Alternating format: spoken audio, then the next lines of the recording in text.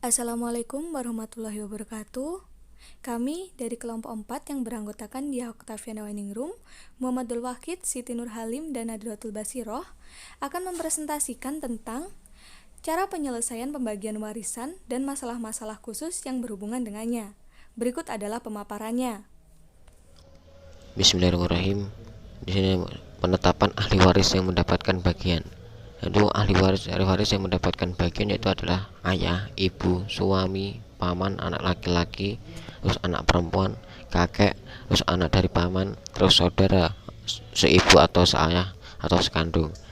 Nah, yang demikian dapat ditetapkan bahwa ahli waris yang berhak menerima warisan karena tidak terhalang suatu apapun itu adalah ada ibu yang mendapatkan 1/6, terus ada ayah yang mendapatkan 1/6, terus ada suami yang mendapatkan 1/4, dan anak laki-laki atau anak perempuan yang mendapatkan atau mendapat bagian asobah.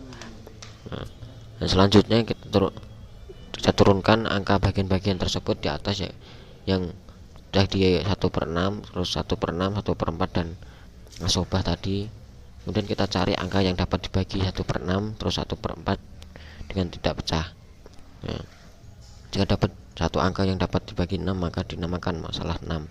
Kalau dapat angka 12 maka dinamakan masalah 12, dan demikian seterusnya. Masalah di atas tersebut masalah 12 karena kita buang satu angka dari dua angka 1/6 tadi yang asalnya 1/6 tambah 1/6 yang serupa, jadi tinggal 1/6 dan 1/4, maka 0 dan 4 dinamakan tawakuf atau sepakat. Nah, terus cara pembagiannya yaitu adalah ibu memperoleh 1/6 dari 12 yaitu 2, terus bapak memperoleh 1/6 dari 12 yaitu 2, dan suami memperoleh 1/4 dari 12 yaitu 3. Jadi jumlahnya ada 7. Dan sisanya ada 5 bagian untuk anak laki-laki dan perempuan. Karena 5 tidak dapat dibagi 3, yaitu bagi untuk anak laki-laki, bagian untuk anak perempuan, maka 3 bagian itu dikalikan 12 menjadi 3/36. Maka pembagiannya adalah ibu memperoleh 1/6 dari 6, terus bapak memperoleh 1/6 dari 36 jadi 6, terus suami memperoleh 1/4 dari 36 dari 9, dan jumlahnya adalah 21. Dan terus 36 diambil 21, sisanya adalah 15. Ya, dibagi 3 ya, 15 dibagi 3 yaitu untuk anak laki-laki 2 bagian dari 15 yaitu 10, untuk anak perempuan 1 bagian dari 15 yaitu 5. Jadi jumlah 36. Nah, dari ketentuan untuk beberapa ketentuan dalam ilmu fikih untuk membagi warisan itu ada cara membaginya, yaitu asal merujuk, dan ketentuan dalam ilmu fikih itu lebih spesifik terkait dengan bagian warisan, yaitu satu asal masalah, dan terus yang kedua adalah ada ru'us, dan terus siham, dan seterusnya makjum siham. Nah, makjum siham tersendiri itu memerlukan langkah-langkah. Langkahnya itu adalah penentuan ahli. Kita harus menentukan ahli waris, terus menentukan bagian masing-masing ahli waris, terus menentukan asal masalah, dan yang terakhir itu menentukan siham masing-masing ahli waris. Di sini saya akan membahas poin selanjutnya, yaitu tentang metode atau tata cara yang digunakan dalam penyelesaian pembagian harta warisan. Metode yang pertama adalah metode usul al-masail. Metode usul al-masail adalah suatu cara penyelesaian pembagian harta dengan mencari dan menetapkan asal masalah dari bagian-bagian para ahli waris. Metode ini adalah metode yang sering digunakan oleh para ahli faraid dalam menyelesaikan masalah pembagian harta warisan. Cara-cara menyelesaikan masalah warisan menurut metode ini adalah: yang pertama, kita harus menyeleksi atau mencari para ahli waris. Siapa saja ahli waris yang termasuk zawil arham dan ashab al-faraid? Siapa saja ahli waris penerima asobah? Siapa saja ahli waris yang mahjub? Dan menetapkan bagian-bagian yang diterima oleh masing-masing ashab al-furuq. Cara yang kedua, setelah diketahui bagian masing-masing ahli waris, adalah mencari angka atau kelipatan persekutuan terkecil yang dapat dibagi oleh masing-masing angka penyebut dari bagian ahli waris. Misalnya, bagian ahli waris setengah dan 1/3 asal masalahnya adalah 6. Bagian ahli waris 1/4 2/3, dan 1/6, asal masalahnya adalah 12. Bagian ahli waris 1/8, 2/3, asal masalahnya adalah 24. Ada beberapa istilah yang dapat membantu memudahkan pencarian angka asal masalah, yaitu yang pertama tamasul. Tamasul dalam bahasa Arab berarti at-tasyabuh, yang artinya sama bentuknya. Sedangkan menurut istilah, yaitu apabila angka penyebut masing-masing bagian sama besarnya. Yang kedua, tadakhul. Tadakhul dalam bahasa Arab berasal dari kata dakhola, yang berarti masuk. Sedangkan menurut istilah, yaitu apabila angka penyebut pada bagian ahli waris, yang satu bisa dibagi dengan penyebut yang lain. Yang ketiga adalah tawafuk. Tawafuk dalam bahasa Arab berarti bersatu. Sedangkan menurut ilmu faraid adalah apabila angka penyebut pada bagian yang diterima ahli waris tidak sama. Angka penyebut terkecil tidak bisa untuk membagi angka penyebut yang besar, akan tetapi masing-masing angka penyebut dapat dibagi oleh angka yang sama. Yang keempat adalah tabayun. Tabayun dalam bahasa Arab berarti tabaut, yakni saling berjauhan atau saling berbeda. Sedangkan dalam ilmu faraid adalah apabila angka penyebut dalam bagian ahli waris masing-masing tidak sama, yang satu tidak bisa membagi angka penyebut yang lain, dan masing-masing tidak bisa dibagi oleh satu angka yang sama. Maka asal masalahnya adalah dengan cara mengalihkan angka penyebut masing-masing. Yang kedua adalah metode tasih al-masail. Tasih al-masail adalah mencari angka asal masalah yang terkecil dan agar dapat dihasilkan bagian yang diterima oleh ahli waris tidak berupa angka pecahan. Metode tasih al-masail ini hanya digunakan apabila bagian yang diterima ahli waris berupa angka pecahan. Oleh karena itu, langkah ini hanya semata-mata untuk memudahkan perhitungan dalam pembagian warisan. Adapun langkah-langkah yang perlu diambil dalam tasih al-masail adalah memperhatikan yang pertama, pecahan pada angka bagian yang diterima oleh ahli waris atau yang terdapat dalam satu kelompok ahli waris.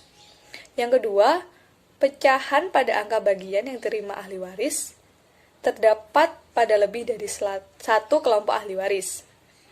Selanjutnya, untuk menetapkan angka tasih al-masailnya dapat ditempuh dengan yang pertama, mengetahui jumlah person atau kepala penerima warisan dalam satu kelompok ahli waris.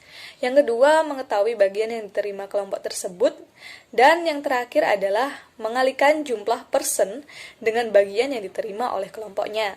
Artian rat. Rat atau aradu artinya mengembalikan. Sedangkan menurut istilah, membagi sisa harta warisan kepada ahli waris sesuai bagiannya masing-masing. Terjadinya rat karena setelah pembagian ahli warisan kepada ahli waris, ternyata masih ada sisa, sedangkan ahli waris tidak mempunyai asabah. Rukun-rukun rat ada 3, yaitu terwujudnya ashab al-furud. Yang kedua, terwujudnya kelebihan saham. Yang ketiga, karena tidak adanya ahli waris asabah yang berhak dan tidak berhak mendapatkan rat. Menurut sahabat Ali bin Abi Thalib, jika terjadi rat, yang berhak menerima rat adalah seluruh ahli waris ashab al-furud kecuali suami dan istri. Sedangkan menurut sahabat Utsman bin Affan, jika terjadi rat, yang berhak menerima rat adalah seluruh ahli waris ashab al-furud termasuk suami dan istri. Sedangkan menurut Abdullah bin Mas'ud, yang berhak mendapatkan rat adalah ashab al-furud kecuali 6 orang, yaitu suami, istri, cucu perempuan, saudara perempuan sebapak, saudara perempuan seibu, dan juga nenek. Macam-macam rat ada 4. Yang pertama yaitu adanya ahli waris pemilik bagian yang sama dan tanpa adanya suami dan istri. Yang kedua, adanya pemilik bagian yang berbeda-beda dan tanpa adanya suami dan istri. Yang ketiga, adanya pemilik bagian yang sama dan dengan adanya suami dan istri. Yang keempat, yaitu adanya pembagian yang berbeda-beda dan dengan adanya suami dan istri. Definisi al-aul. Al-aul dalam bahasa Arab mempunyai banyak arti, di antaranya bermakna al-zulm, aniaya dan tidak adil.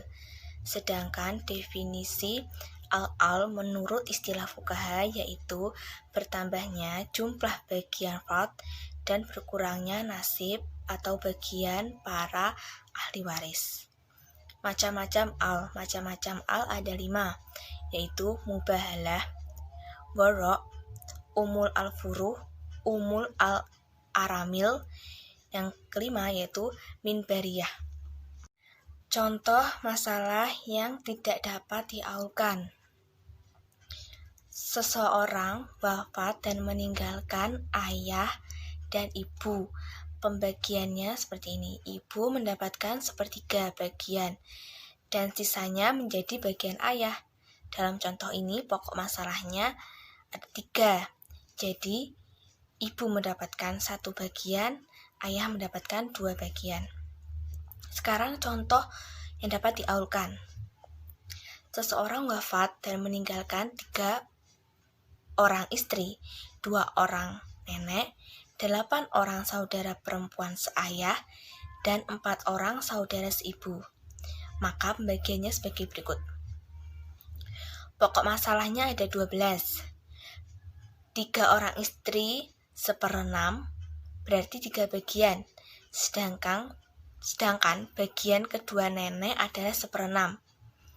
Yang berarti 2 bagian. Bagian ke-8 saudara perempuan seayah 2/3-nya berarti 8 bagian. Dan bagian ke-4 saudara perempuan seibu 1/3 yang berarti 4. Di sini saya akan melanjutkan penjelasan tentang masalah-masalah khusus yang berhubungan dengan kewarisan. Yang nomor 3 yaitu qawarin. Masalah ini terjadi ketika penjumlahan beberapa furud atau bagian dalam satu kasus kewarisan yang hasilnya tidak memuaskan beberapa pihak. Masalah ini terjadi di antara 2 hal kemungkinan, yaitu yang pertama, jika seseorang yang meninggal dunia, ahli warisnya hanya terdiri dari suami, ibu, dan ayah. Dan yang kedua, jika seseorang meninggal dunia, ahli warisnya hanya terdiri dari istri, ibu, dan ayah. Penyelesaian masalah ini sudah dimulai sejak zaman Khalifah Umar bin Khattab. Yang nomor 4 yaitu mushtarakah. Kata mushtarakah sendiri berasal dari bahasa Arab yaitu soroka atau istaroka yang berarti persekutuan atau bersama-sama. Masalah ini terjadi ketika ahli waris hanya terdiri dari suami, ibu atau nenek, saudara seibu, laki-laki atau perempuan yang jumlahnya lebih dari 1, dan saudara laki-laki yang sekandung. Dinamakan demikian karena saudara laki-laki yang sekandung bersekutu dengan saudara seibu yang jumlahnya lebih dari seorang tersebut dalam menerima bagian harta peninggalan, yaitu 1/3 harta peninggalan dibagi sama rata. Karena jika tidak demikian, saudara sekandung yang sebagai asobah tidak akan mendapatkan bagian harta karena harta peninggalan sudah habis dibagikan kepada ayah, ibu atau nenek, dan saudara seibu yang lebih dari 1 orang tersebut. Yang nomor 5 yaitu akodariyah. Secara bahasa, akodariyah berasal dari kata kodaro yang berarti kacau. Sedangkan secara istilah, akodariyah adalah masalah pembagian harta pusaka yang ahli warisnya terdiri dari suami, ibu, saudara perempuan yang sekandung, dan kakek. Mengapa dinamakan akodaria? Karena adanya kakek dapat mengacaukan atau menyusahkan saudari dalam menerima harta warisan. Jika tidak ada kakek, saudari akan mendapat setengah dari keseluruhan harta warisan tersebut. Namun, dengan adanya kakek, bagian saudari akan berkurang. Karena pada dasarnya, bagian ahli waris laki-laki harus lebih besar dari ahli waris perempuan. Sekian penjelasan dari kami. Wassalamualaikum warahmatullahi wabarakatuh.